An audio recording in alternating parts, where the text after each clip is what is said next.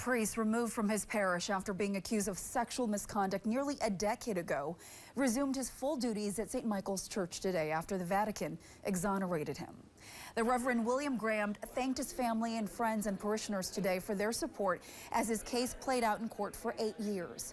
Father Graham was removed from the church in 2016 after a Duluth man accused him of sexually abusing him as a teenager in the 70s. Authorities never brought any criminal charges, and the Duluth Diocese did not conduct a hearing before removing Graham.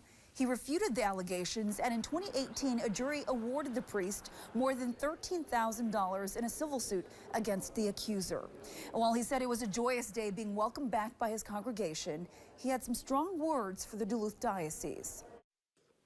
A guilty man would have deserved better treatment than I received from the church, to which I have given my life, my love, and my faithfulness.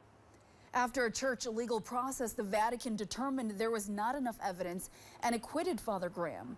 According to the Diocese of Duluth's website, Bishop Daniel Felton has been directed to take steps to also help restore Reverend Graham's reputation. The Duluth Diocese says throughout this time, the diocese has always followed civil and church law.